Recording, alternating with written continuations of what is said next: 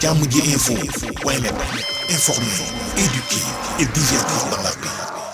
yow mu bëgg a jot xibaar yu sell te woo waaye itam bu ànd ak njàngalee ak xel mu dal ak jàmm gaawal gaaw abonné suñu compte YouTube bii nga xam ne moo di jàmm ji info. mbokk yi man El Hadj Abou Bilal Koutia du ma rate benn yoon jàmm ji info xibaaru banlieue bi ak xibaaru Sénégal su ma ci bëggee xam lu ma leer damay dem tàppe cliquer abonné ci jàmm ji info daal nopp dalutina ci jàmm la. nopp dalatina ci jàmm bët gis jàmm nopp dégg jàmm gémmiñ wax jàmm ci jàmm ji info ko koy amee abonné leen pour xam lan mooy xew ci seen réew ci jàmm fitna sax dañ koy nëbb jàmmal ko ba ñëpp am jàmm. mu nekk li nga xamante ni nag El Hadj jamono ji ci ginnaaw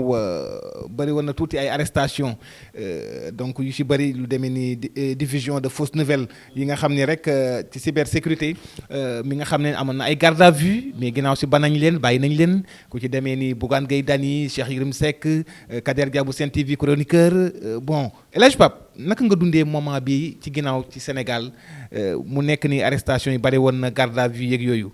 noo dundee li ni mel moment bii nga xam ni tey Sénégal moment la bi nga xam ni dëgg la wax sa xalaat war naa mën a am stabilité réew mi war nañ ko soxlawaat justice tamit am loo xamante ni moo ngi koy doxal fas yéene nag ñu jubbanti réew mi noo doon gisee li ni mel. waaw ni ma ko gisee rek. am naa ci tuuti déception bi mooy la démocratie sénégalaise moo nekk en jeu je pense que ne tey Ousmane Sonko en tant que premier ministre du Sénégal di président parti PASTEF moom war na fàttaliku ne bu ñu arriéré cassette bi ci ginnaaw il était un opposant très radical radicalisme dëggantaan la indiloon Macky Sall donc loolu aussi bokk na ci luy dundal démocratie maanaam bu la yàlla joxee nguur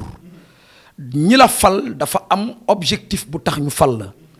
mooy dafa am ay attentes yu sénégalais di xaar ci yow donc loolu bu la ko yàlla joxee ak lii xaar le président de la République son excellence monsieur Bassirou Diomaye Faye ak lii xaar Ousmane Sonko ak les membres du gouvernement yaakaar naa ne war nañoo tal leneen lu dul di lijjanti ay opposants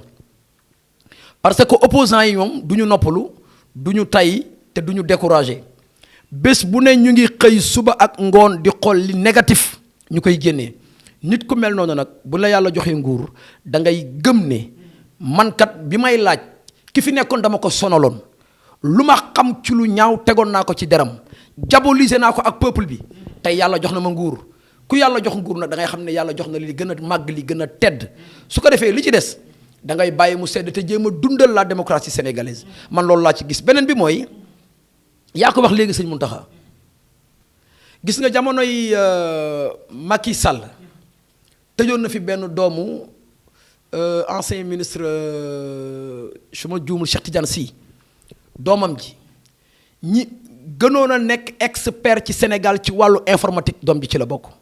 bi mu ko tëjee Idriss Seck xam lan la ko wax Idriss Seck dana ko Macky def nga erreur parce que jeune bii nga tëj li mu mën a apporter Sénégal ci wàllu informatique kenn ëpp ko xam-xam ci Sénégal mu ne ko ñii kenn warul leen a tëj ñii même bu ñu defee délit woo leen nga waxtaan ak ñoom bu fekkente ne def nañ détournement de deniers publics nga récupérer ko te nga sàmm leen aar leen parce que seen xam-xam mën na jariñ peuple sénégalais bi. dama wax ne loolu laay wax ci Bougane Gueye Dany loolu laay wax tamit ci kii nga xam ne mooy Cheikh Yérim Seck ñooñu ay icône lañu Bougane état daf ko war a protéger. lu tax mu koy protéger parce que nag li Bougane mën ak li mu def sànniwuma xeer on se dit la vérité sànniwuma kenn xeer waaye le président de la République son excellence Bassirou Diomaye Diakhar Faye musul embaucher 10 personnes ci àddina di leen fay salaire le premier ministre du Sénégal monsieur Ousmane Sonko musul embaucher 10 personnes di leen fay salaire Bougane Gueye embauché na lu mat 500 personnes di leen fay salaire. donc boo tëjee Bougane boo xañee Bougane liberté am tëj ay comptam rey nga 500000 presque famille wala 500000 personnes yoo xamante ne bii ci salaire u Bougane la ñu yaakaaroon ngir dund ak seen njaboot moo tax ma ne la am na ñoo xamante ne politique warut a jar sax nga leen di arrêté te aussi li ñuy wax du danger un opposant bu ko neexee ne mais président bi il est nul premier ministre il est nul mais loolu moo tax ma ne la. dafa am ce qu'on appelle la définition exacte de la politique gars yi dañu wax ne c'est l'art de gérer les affaires de la cité ma ne loolu engagé wul opposition bi parce que opposition bi kenn dénku leen cité bi ki ñu ko dénk Bassirou Diomaye Diakhar Faye la tudd ak Ousmane Sonko donc bu ñuy rendre compte Bassirou Diomaye mooy rendre compte ak Ousmane Sonko mais Bougane amul ku muy rendre compte Idrissa Seck amul ku muy rendre compte tey aujourd'hui ay ñoom Pape Djibril Fall ay ñoom Khalifa Sall ay Barthélémy Diaz amuñu ku ñuy rendre compte parce que dénkuñu leen cité bi Diomaye lañ ko dénk ak Ousmane Sonko kon ma jàpp ne jàpp say adversaire politique non di leen tëj loolu suuxal démocratie la ba pare yaa ngi wane benn faiblesse ci sa jëmm joo xam ne dara jaru ko ci Sénégal donc Bougane chef d'entreprise la créé na fi lu bari jël na ay doomi Sénégal jox leen liggéey te état bi moo waroon a jox doomu Sénégal yëpp liggéey donc su demee ba ay doomam créer ay entreprise dugal ci ay sénégalais ak lu mën a xew waruñu leen a tëj police ma loolu je ne suis pas du tout d'accord franchement. mbokk yi seen jotaay noo ko jàngatee di wéy ak El Hadj Pape Thiam ci jàmm ji info El Hadj Pape gis nañ ci ginnaaw si arrestation yi nga xam ne amoon na El Hadj Pape gis nañu waa Y'en a marre génn nañu. mën nañu wax ni ñoom it ba ñu génnee tam gis nañ fii ku ci demee ni daanaka Alioune Tine génn na waaye tamit ki fi demee ni Seydou mi nga xamante ni tamit moom it génn na maanaam ñi génni di commencé ñaawlu mbir yi dafa mel ni tàmbale woon na di bari naan lii la ñu doon xeex ay jamono kon lii war ñu ko tàmbalewaat ginnaaw si 6 mois ou 7 mois après mbir yi mën a bëgg a demee nii El Hadj Pape ñu ñëw ci mbiru li nga xamante rek li may ñëw ci procureur bon c'est le maître des poursuites li ma bëgg a wax mooy taxawaayu procureur ba ñu demee xool seen dossier bàyyi la ñu ñibbi seen kër noo gisee taxawaayu justice moment bi. waaw d'abord avant maa ñëw taxawaayu justice bi sax li nga wax ci Y'en a marre ak génn bi ñu génn maa ngi wax le président de la République son excellence Bassirou Diomaye ak le premier ministre du Sénégal nañu xoolaat seen système de politique. nañ ko xoolaat parce que 6 mois dëkk bi yëpp mer dëkk bi yëpp di jàmbat loolu danger la pour ñoom donc ñoom lu ñu mën a def rek nañu wut ay solution pour peuple bi parce que nag politique Macky Sall moom loolu man jàpp naa ne tardel suñu Sénégal la quoi Macky Sall fi defoon lii Macky Sall dañoo tourner page am Macky Sall bokkatul ci calculu sénégalais yi tey Bassirou Diomaye moo nekk en vogue tey Ousmane Sonko moo nekk au devant de la scène donc li ñu leen di xaar mooy li fi Macky Sall defoon te sénégalais yi bëgguñu ko gëmuñu ko mais ñoom la ñuy xaar solution parce que ñun waxatuñu waxi Macky Sall quoi donc suñu bëggee jël politique bi yëpp nag non Macky Sall fi defoon lii Macky Sall def gi fi Macky Sall def moo tax sénégalais yi sanctionné Macky Sall ne ko soxlaatuñu la jógal ci suñu réew donc nag léegi la ca des mooy ñoom Ousmane Sonko en tant que premier ministre def na compte rendu li ñu fi fekk ak xaalis bi li ñu leb ci alal ni mu baree yëpp def na ko waaw léegi pare ngeen teg ngeen ko fële wuti ji leen solution loolu rek la sénégalais yi di xaar beneen bi mooy justice sénégalaise bi nañu def très attention politiciens yii topp seeni bëgg-bëgg day tax justice bi dafay perte crédibilité am day tax nit ñi dootuñu respecter justice sénégalaise bi parce que benn El Hadj Pape Thiam day nekk ci opposition bi ngeen koy toroxal di ko toroxal ba mu accéder au pouvoir ngeen jël ko def ko yàlla lépp lu mu wax ngeen ne gongo su ne jàpp leen sama adversaire yi ngeen jàpp ci ay adversaire am loolu laa wax ne day fragiliser justice sénégalaise bi day tax sénégalais dootuñu fonk di justice sénégalaise bi day tax dootuñu amati crédibilité day tax nit ñi dootuñu lijjanti justice. mais El Hadj Pape ku gis taxawaay bi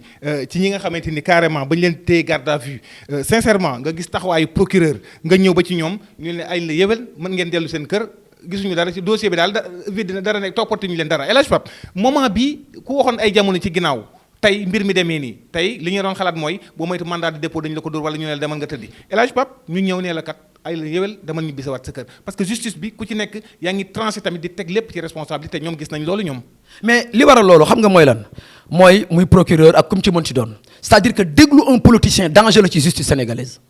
politicien bu fekkente ne dafa bëgg a néewal doole adversaire am day utiliser la justice sénégalaise loolu nag moom la ñu woowee que ñu war ko def muy leen séparation des pouvoirs maanaam exécutif bi waratul am mainmise ci justice sénégalaise bi c'est-à-dire que exécutif bi waratul am mainmise ci législation bi loolu ku ci nekk da ngaa war a am sa pouvoir demal ak sa bopp mais tey da nga gis un premier ministre wala un président de la république bu contre benn adversaire am rek ne procureur na nga autosaisir ci diw parce que ñu indi article 80 offense au chef de l'État nangam mais loolu dafa war a jeex Sénégal Ousmane Sonko rupture bi mu wootee loolu ci la bokk maanaam nekk au pouvoir ku la neex dóor ku la neex tëj ku la neex nga dàq ku la neex nga sanctionné loolu laa wax ne yoru réew du jaay doole réew du affaire de dictature réew solution la xam-xam la ambition la amour la waaye nag persévérance la. ku xool procureur xam ne rafetlu nañ taxawaayam parce que pour dire vrai El Hadj Pape parce que ku demoon ba toll fi dañ naan sa benn tànk ci biir kaso benn baa ngi ci biti El Hadj Pape taxawaay procureur la parce que daf na liggéeyam boo xam dafa jël responsabilité am. waaw procureur il a pris ses courages en 2 mains xam nga nit ki aussi booy jaamul yàlla ndax yàlla rek moom moo jar a jaamu procureur ak lu mu mën a def ci dundam demee dafay rendre compte ki koy dicté aussi lu mu mën a def ci dundam demee dafay rendre compte donc su fekkente ne nit ki tey day am pouvoir suba mu ñàkk pouvoir te mu leer la ne kenn rek moo am pouvoir te du ko ñàkk mu yàlla subhanahu wa taala mais booy tranché séddal yàlla ak lu la Ousmane Sonko mën a wax sa place bii nga toog nii tey yàlla moo la ko jox parce que Ousmane Sonko mën na la jox poste waaye sa bakkan bi yàllaa ko yoran kon da ngaa dund yàlla may la dund Ousmane Sonko gis la ngay dund sa xam-xam neex ko wala nga convaincre ko am compétence mais ñu nommé la waaye bu la yàlla jëloon est-ce que Sonko dina la nommé ñi dee Sonko nommé wu leen ku dee Sonko du la nommé parce que bakkan yàllaa ko yor moo tax procureur de la République aussi su gisee ne lii jaaduwul war na autosaisiru taxaw dëggal boppam xamal gars yi ne leen ñun kenn du ñu dicté ñun kenn du ñu def arme de guerre c'est-à-dire que justice sénégalaise bi politiciens yi waruñu ko manipuler di ko def benn arme de guerre yow en tant que pouvoir boo soxlaa sa moroom benn opposant utiliser justice bi toroxal sa moroom mais loolu c'est honteux loolu c'est dépassé. mais li ñu jaaxal Pape El Hadj ba léegi dégguñu ki nga xamante rek mooy di njiital Pastef Ousmane Sonko yëkkatiwul kàddu même plainte bi nga xam ne wax nañ ko ba mu laajee plainte bi nga xam ne kan moo plainte joxe wuñu tur donc gars yi boobu ba léegi ñu ngi ngawti rek di wax Ousmane Sonko. waaw mais xam nga Omar Pène waykat bi dane nit di nga ko wax boppam te doo jaar ci turam c'est-à-dire que ñun xam nañu réalité bi ni muy demee te am na ci ñoo xamante ne bii avant Ousmane Sonko di accéder au pouvoir j'ai vu des militants Pastef yu tuddoon seen tournée bis bu ñu jëlee nguur diw ci kaso bi la ñu jëm te la preuve ci la ñu tàmbali te ñi ñu doon tudd Cheikh Yérim ci la bokkoon ñi ñu doon cité Bougane Gueye ci la bokkoon ñi ñu doon cité ñeneen ak ñeneen ci la ñu bokkoon mais loolu moo jaaduwul on vit dans un pays très démocrate te gis nga boo jiitee réew amal esprit d'un boxeur del dóor waaye del nangu di encaisser ay coups mais boo nee man rek maay dóor te kenn du ma dóor loolu day suuxal démocratie sénégalaise. jàmm ji info point net informer, éduquer et divertir dans la paix. yow muy bëgg a jot xibaar yu sell te woo waaye itam bu ànd ak njàngalee ak xel mu dal ak jàmm gaawal gaaw abonné suñu compte YouTube bii nga xam ne moo di jàmm ji info. mbokk yi man El Hadj Abou Bilal Koutia du ma rate benn yoon jàmm ji info xibaaru banlieue bi ak xibaaru Sénégal su ma ci bëggee xam lu ma leer damay dem tàppe cliquer abonné ci jàmm ji info daal nopp dalutina ci jàmm la nopp dalutina ci jàmm bët gis jàmm nopp dégg jàmm gémmiñ wax jàmm ci jàmm ji info ko koy amee abonné leen pour xam lan mooy xew ci seen réew ci jàmm fitna sax dañ koy nëbb jàmmal ko ba ñëpp am jàmm